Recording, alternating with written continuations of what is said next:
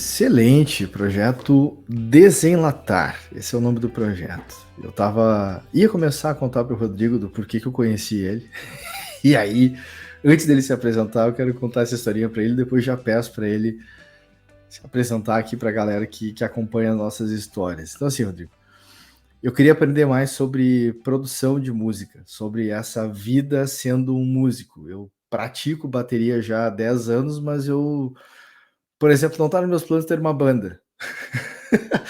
Está nos meus planos estudar bateria e de vez em quando fazer um som, me apresentar ali como um projeto de fim de ano ou de meio de ano que seja da escola, de quem eu estiver treinando com. Mas me veio essa ideia de, cara, eu queria entender mais essa coisa da produção da música, que está envolvido nesse mercado.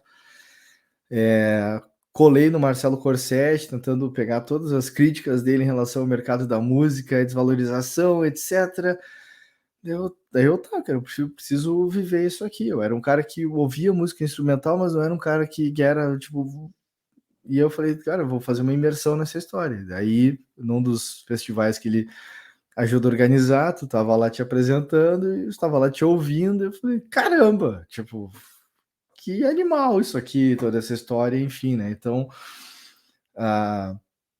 eu te conhecer faz parte de um plano de aprendizagem autodirigida minha, querendo saber mais sobre produção musical e música, né, em geral, assim. Então então é isso que eu te falo. Hoje em dia eu tenho buscado muito isso. Que experiências, que pessoas, que conteúdos que eu vou usar para me educar e entender mais sobre esses mundos aqui que para mim às vezes são de ignorar e que eu quero conhecer mais, né? Então esse é o meu contexto. E eu queria que você te apresentasse aqui para a galera que está nos acompanhando e quem chegar aqui para assistir. Quem é Rodrigo Nassif? Primeiro, agradecer pelo convite, antes de mais nada, né? Que é sempre uma satisfação a gente poder participar desse tipo de atividade. Eu sou músico profissional há mais de 30 anos e trabalho em diversos campos dentro da atividade. Já logo do começo, desenvolvendo aos níveis iniciais da musicalidade, eu parti para tocar em bandas que faziam o circuito dos barzinhos lá no interior do Rio Grande do Sul, em Passo Fundo, que é a cidade onde minha família mora até hoje. E depois de vencer um concurso de bandas, eu senti muita... Isso foi uma coisa engraçada, né? Porque vencer o concurso de bandas. E aí a gente teve esse destaque, que era uma coisa embrionária, muito tempo atrás, lá dos Planetas Atlântidas, que era o circuito de rock que eles organizavam. A gente venceu a etapa regional e, apesar disso, senti muita necessidade de saber mais a parte formal da coisa, porque a teoria me incomodava muito não saber exatamente o que eu estava fazendo. E aí abriu um curso de bacharelado em violão no PF, eu me inscrevi, comecei a fazer o curso, e aí tirei umas notas muito boas no primeiro semestre e me foi oferecido uma bolsa de estudo, que é um tipo de bolsa que não existe mais, que era lá no começo dos anos 2000, que era uma bolsa onde a gente fazia 2 tipos de trabalho para a universidade comunitária e, além de não pagar para estudar, tu ainda recebia um salário, né? E foi uma época muito boa para estudar em universidade comunitária por conta desse tipo de incentivo, que depois terminou não existindo mais. Eu me formei na faculdade, bacharel em violão, e logo em seguida, já antes de me formar, no último semestre, já comecei a trabalhar como professor de música de um colégio de ensino médio, que era o Garra, que é um cursinho pré-vestibular da cidade, e lá eu fiquei 3 anos. E foi muito legal, foi uma experiência inesquecível, foi o período que eu mais priorizei o meu lado professor na minha vida de músico. Eu estava vivenciando essa parte didática 24 horas por dia, 5 dias por semana, vamos dizer assim. Mas eu tive um outro desvio na vida, que foi um musical Évora, aqui em Porto Alegre. Não era Évora, ainda era Petropar, no Teatro São Pedro. Eles tinham um edital que eu me inscrevi, para minha surpresa eu passei, que era para fazer recital de violão solo tocando Bach. E aí eu senti uma necessidade de me aperfeiçoar antes de me apresentar, porque eu tinha que sair de Passo Fundo, né, para vir tocar em Porto Alegre. E aí eu fui atrás do professor Eduardo Isaac, professor mais célebre da América Latina, que mora numa cidade chamada Paraná, capital da província de Entre Rios, na Argentina. E aí houve um plot twist aí na minha vida absurdo, que foi o seguinte: eu fui para lá por conta do musical Évora, ainda dava aula no colégio lá. Mas durante os 2 dias de aula que eu fiz com o Eduardo Isaac, no segundo dia ele me ofereceu uma bolsa de estudo para fazer o mestrado sem pagar nada com ele, mas aí eu tinha que largar tudo e morar em Buenos Aires. E aí De novo a educação te puxando para.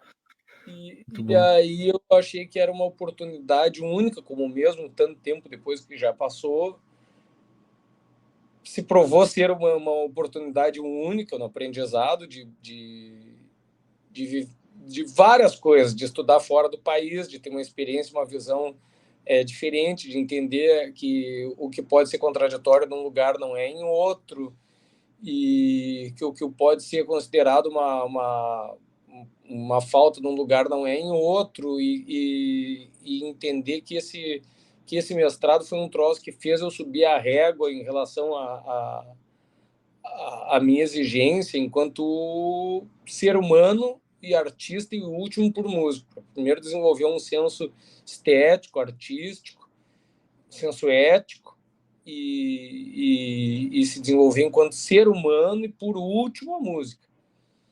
E cursei, então, pós-grado de performance em guitarra. A gente ficava dividido entre Buenos Aires e Mar del Plata. Foi uma experiência fabulosa.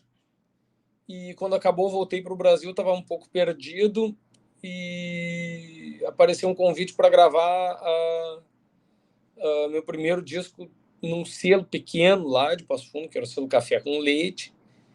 E desde que o proprietário, Evandro Lazarotto, ele bancava tudo na gravação, desde que os temas fossem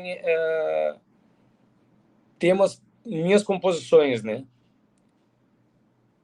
E aí esse disco, o próprio dono do selo me inscreveu no Prêmio Açorianos, eu ganhei como melhor intérprete instrumental. A gente ficou muito empolgado, correu atrás de patrocínio privado para gravar um segundo disco. Esse segundo disco entrou na lista da extinta revista Bravo como um dos melhores discos do século XXI.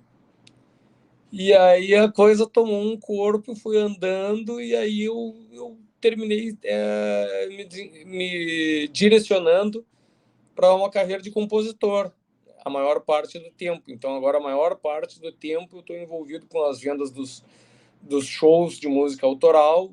E aí terminou que já fui tocar esse repertório em St. Neots, na Inglaterra, para a Rádio France Internacional em Paris.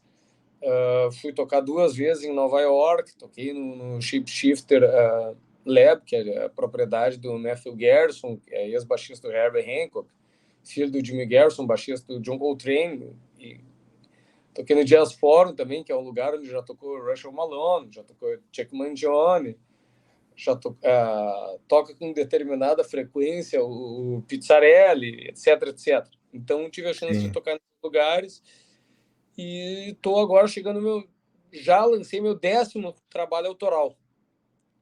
Que legal, cara. Então me envolvi sempre mantendo, né, a atividade das aulas como uma atividade paralela, hoje em dia como um complemento à renda, Sim, embora não seja sim. mais minha atividade principal, mas uma atividade que eu mantenho até hoje. E eu acho que E eu vejo a atividade da educação como uma coisa que acaba nos oxigenando, acaba manter humildade, às vezes, eu acho também nessa coisa da gente voltar lá pro, peraí, como é que eu aprendi isso daqui, ou por que que, né, ou por que que eu aprendi isso aqui desse jeito, ou até às vezes desafiar o modo como às vezes a gente está tentando passar esse conhecimento, né? eu tenho algumas certezas hoje em dia a respeito de dar aula, assim, que tanto tempo que eu comecei a dar aula, já deve ser 25 anos que eu dou aula de violão. Não existem dois alunos iguais. E não existem duas musicalidades que funcionem do mesmo modo. Isso é simplesmente impossível de tu pensar num modo que funcione para todos. Uma pessoa vai ter muito mais facilidade em montar os acordes e muita dificuldade no ritmo. Outro vai ter muita dificuldade no ritmo, uma grande facilidade para os acordes. Um vai ter um senso estético muito desenvolvido, uma motricidade fina menos. O outro vai ter uma motricidade fina muito bem desenvolvida, mas uma sensibilidade musical menor. As variáveis são. Interessante. Então, a gente tenta incentivar o ponto forte e fazer com que esse ponto forte, no meu caso, né, eu acredito muito também na junção de duas escolas para ensinar música, que é o método Suzuki, foi criado no Japão, que é muito utilizado particularmente para tocar instrumentos de arco, de orquestra, e é onde a pessoa não aprende quase nada de teoria durante os primeiros 2 anos. Tu está envolvido com a prática e com o lado lúdico da atividade. E acho que é uma ideia maravilhosa. E depois eu gosto muito do desenvolvimento da parte técnica, que é baseado naquele livro do Eduardo Fernandes, Técnica, Mecanismo e Aprendizagem, que é um educador e concertista fantástico uruguaio, mas também nos métodos de mecânica do Walter Heinz, que é um cara que deu aula para o meu professor lá na Argentina. E são pessoas que são métodos que respeitam muito a particularidade do aluno, que não existe a tentativa de formatar todos no mesmo molde. Pelo contrário, é moldar as possibilidades do aluno a partir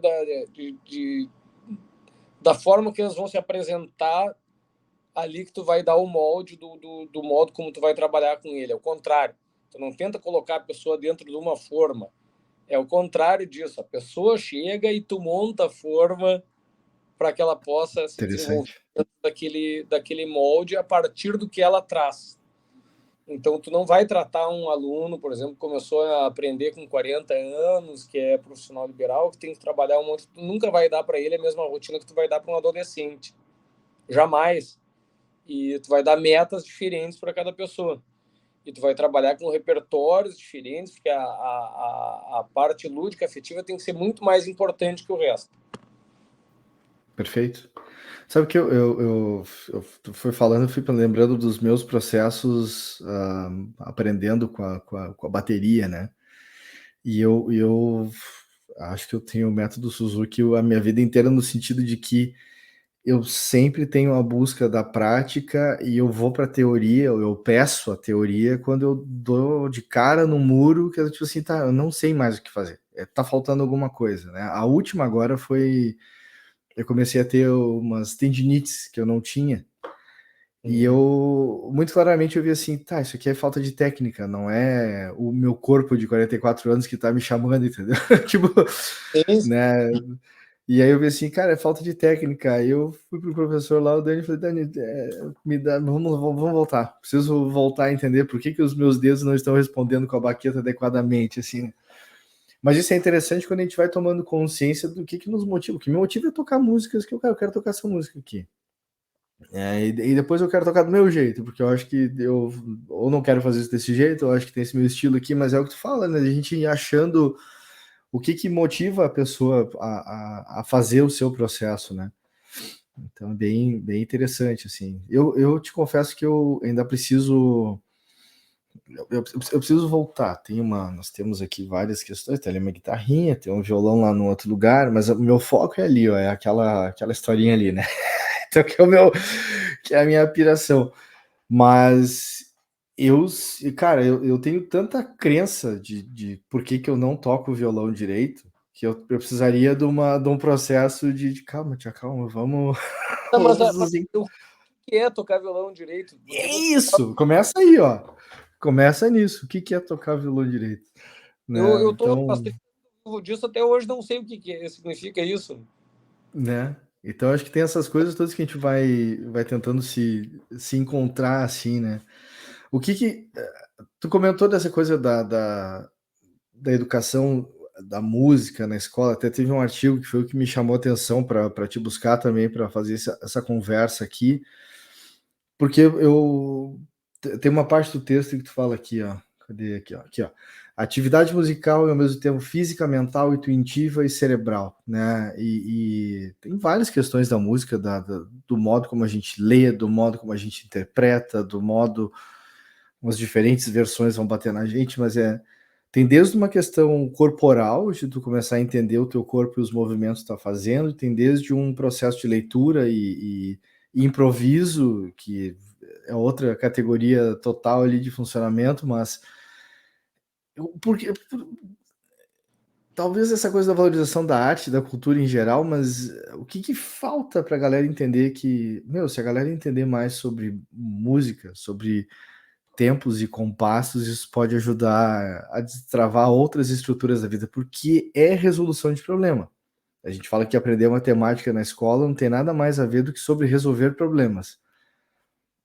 Música é resolver problemas, pela tua falta de motricidade, pela tua falta de capacidade de entender onde é que aquela nota tá tentando te levar.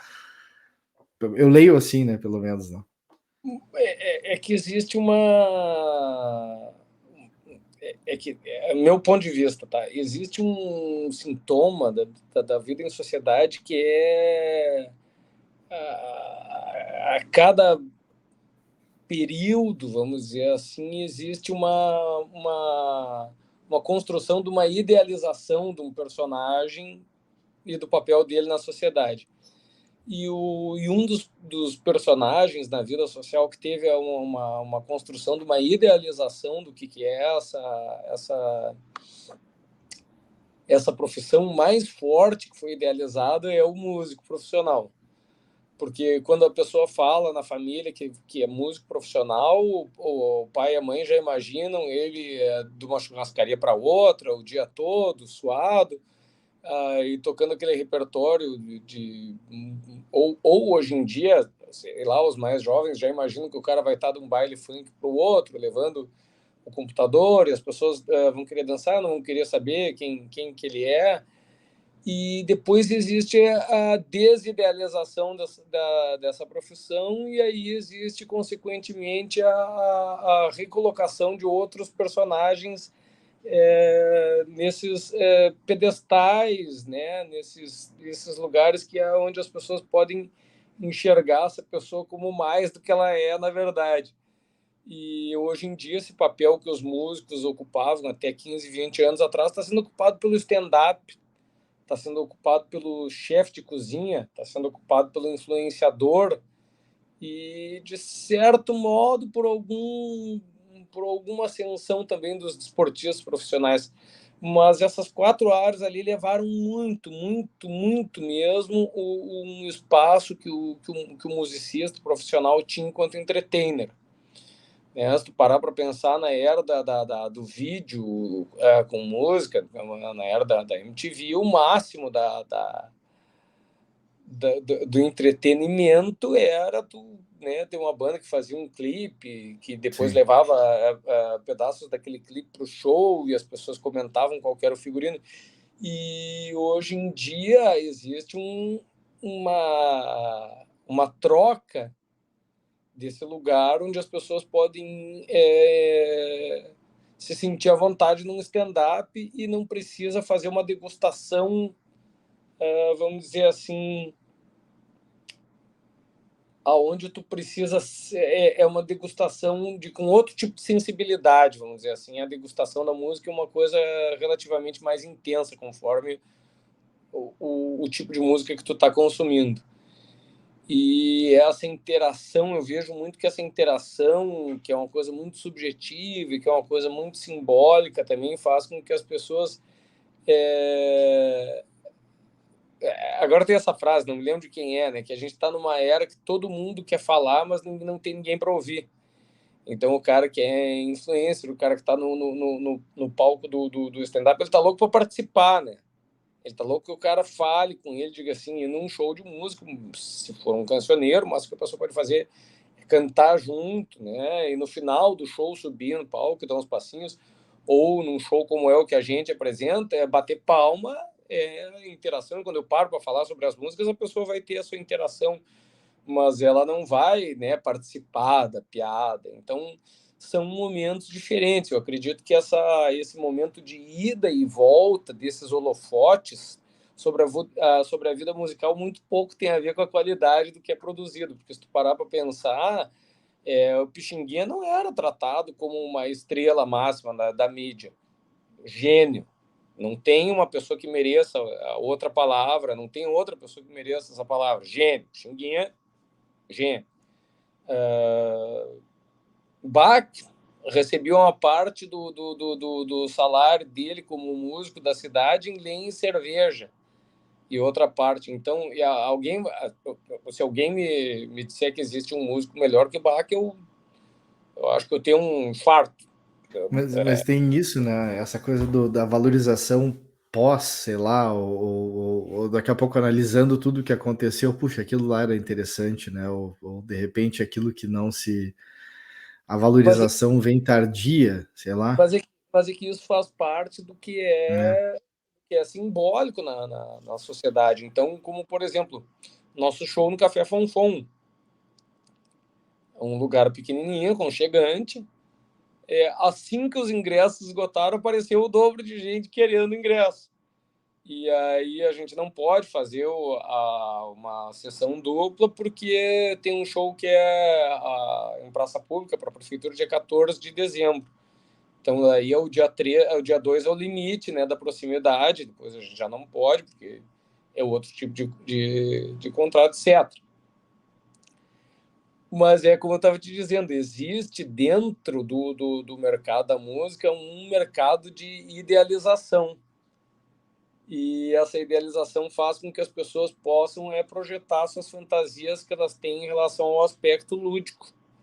Então, esse é um aspecto muito mais a ser estudado pelo viés sociológico, psicanalítico, do que pelo próprio fazer musical em si. São coisas que elas não estão diretamente relacionadas, né?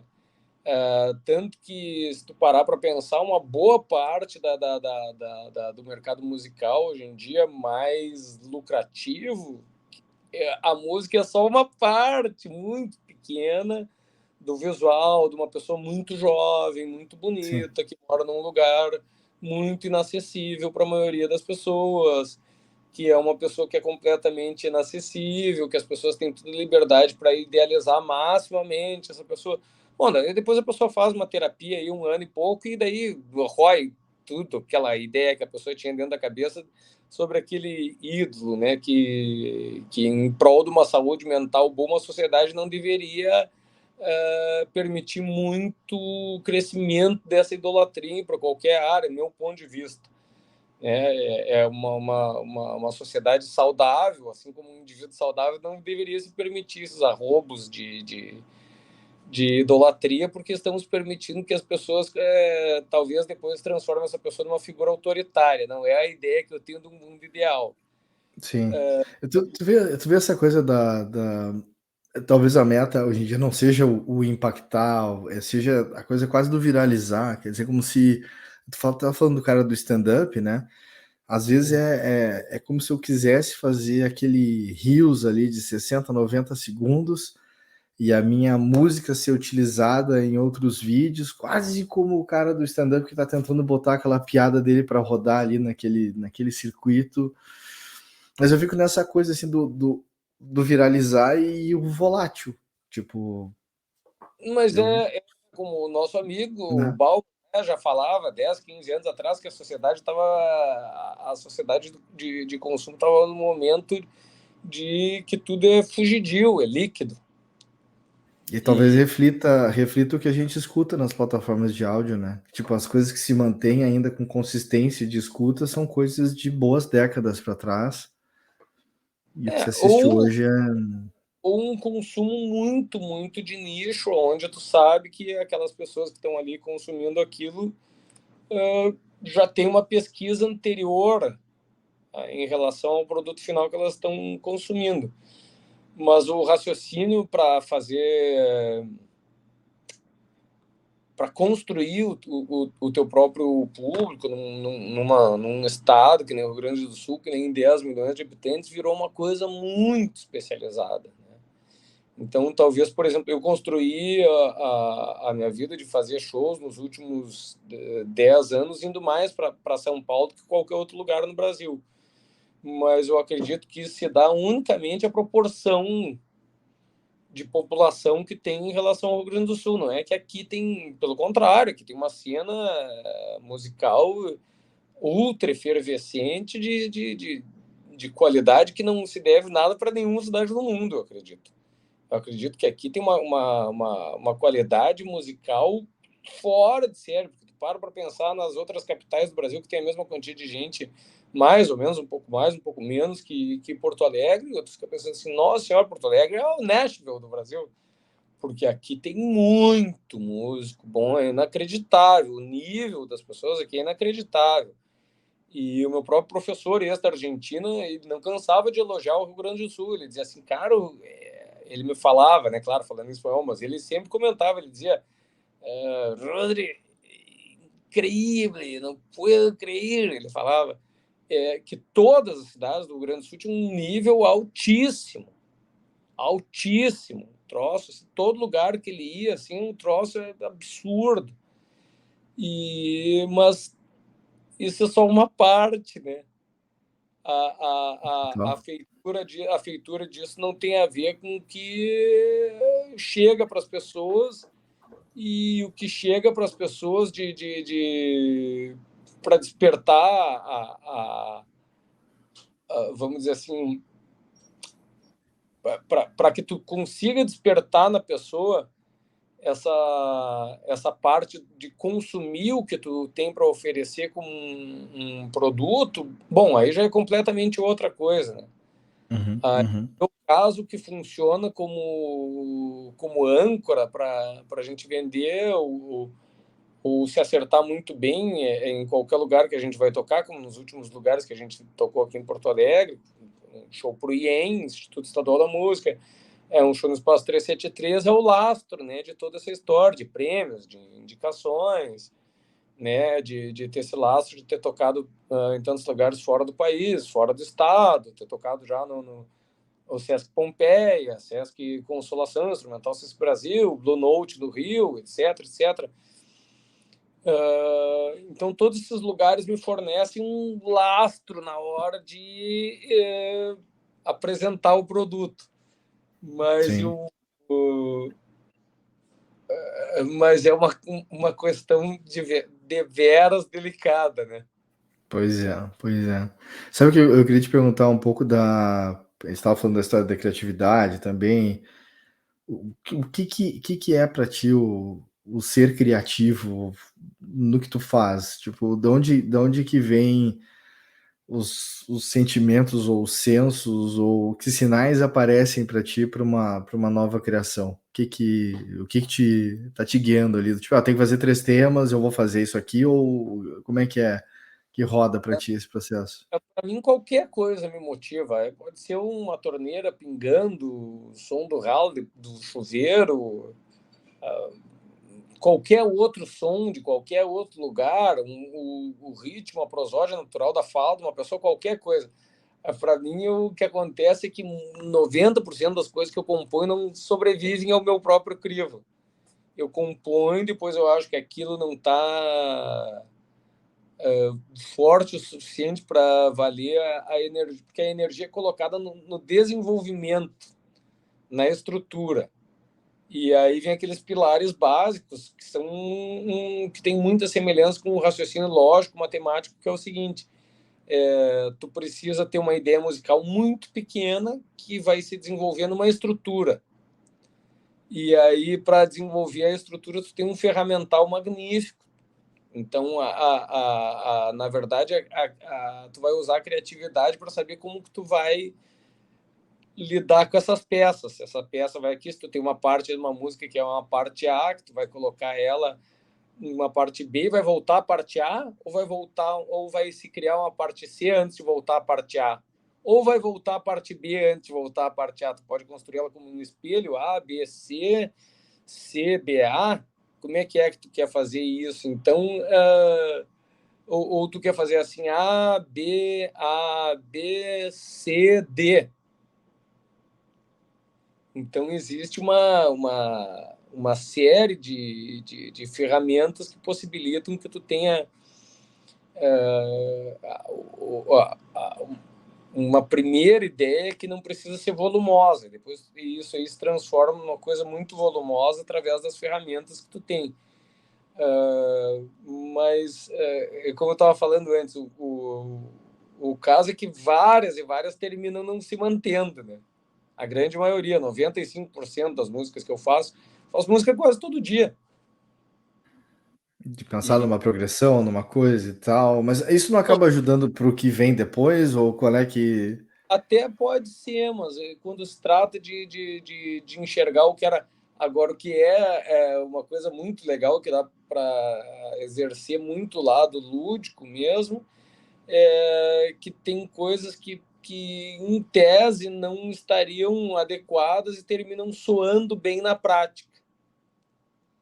Então, Entendi. aí a prática consegue sempre se sobrepor ao que a gente sabe de teoria. E isso aí é a coisa mais legal que existe na música, é isso. É que na música existe tudo. Existe metafísica, existe fantasma, porque se ele está funcionando naquele acorde, que é um acorde fantasma, bom, ele existe, então ele existe. Porque se tu gravou e ouviu e funcionou, bom, então existe. Então, claro que é uma comparação absurda, não é um fantasma, é uma nota fantasma, um recurso que ele terminou aparecendo, mas que funciona. E isso aí vale para qualquer aspecto dentro da música. Assim, tu vai fazer aula como eu fiz, assim, um nível já profissional, pós-grado de performance, de violão em Buenos Aires, o professor vai te dizer assim, olha, não coloca esse cromatismo aqui, que isso aqui não vai funcionar. Mas em casa, daí tu é essa peca, tu vai lá e bota e o troço funciona e funciona. Então... Sim. Aí tu vai dizer, tá, mas eu gravei isso numa faixa minha e tu foi premiado. Não, mas ou às vezes até a própria pessoa que te diz para fazer isso vem te elogiar depois, sabe? Porque ela não Pois é. percebeu que aquilo era uma regra que tu não seguiu. Então isso é uma coisa muito legal, né, dentro da vivência musical, como um todo, e que a criatividade tem a ver com isso. O desenvolvimento da verve criativa passa por essa liberdade. Interessante, cara. E quando tu vai nesses processos educacionais, assim, como é que tu vai trazendo isso para as pessoas que estão querendo se desenvolver e ir para essa para coisa, até na linha mais autoral, eventualmente, assim, como é que tu ajuda elas a achando sons ou coisa do tipo, quais são algum tipo de Não, brincadeira que tu faça? é muito simples, tem só uma coisa, que às vezes as pessoas chegam cheias de regras, né?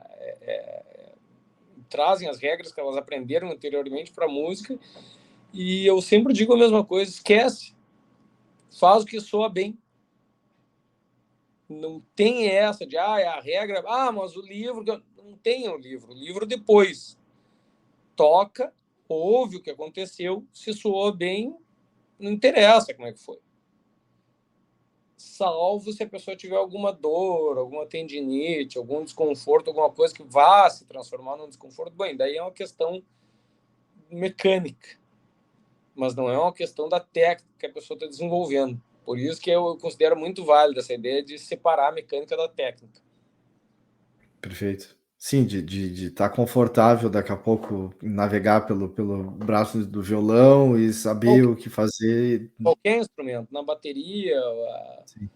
no baixo, no sopro, no arco do violino, qualquer instrumento, assim, não é a única coisa que eu falo, porque eu já dei aula também para professores de conservatório, assim, eu já fui dar aula, por exemplo, dos professores do conservatório em Erechim, já fui dar aula para os professores do conservatório de Chapecó, agora daqui uns dias dentro de um projeto FUNPROARTE vou dar aula para os professores da escola IPDAE, ali no Lombo do Pinheiro, então eu não acredito, eu creio no resultado. Essa é a minha filosofia. Gostei. É E para pragmatismo. resultado, vai ter que praticar, vai ter que botar horas ali experimentando até. E tu traz essa coisa do faça e escute, tá? Isso aqui tem um caminho. Isso, mas é tentativa e erro, e aí que a coisa funciona. Muito bom, muito bom. Cara, agradeço teu tempo aqui de conversar um pouco desses caminhos diversos aí que a gente foi da tua própria produção, tua ligação com a educação, processos aí de fazer a galera, né, tá se desenvolvendo também na música e agradeço esse teu texto aí que tu produziu, porque me chamou assim a coisa, eu falei, puxa vida, às vezes eu muito preocupado em olhar para o processo de educação, pensando em design, pensando em não sei o que, pensando em não sei o que lá, e daqui a pouco tá aí, a pura arte, a pura experimentação, onde é que tá isso dentro do dia a dia, né, de quem está buscando aprender ou resolver problemas, né? E o quanto que a gente tem de problema para resolver quando se depara, por exemplo, a construir uma música ou fazer uma poesia que seja, e os desafios linguísticos e métricas, etc., que a gente pode trazer também, né? Então, eu te agradeço muito o teu tempo aí e sucesso, assim. Se tu olhar um vídeo que eu botei uma música tua e tem um textinho que eu coloquei ali, no final eu falo da aprendizagem autodirigida, até tava conectando aqui a brincadeira, né?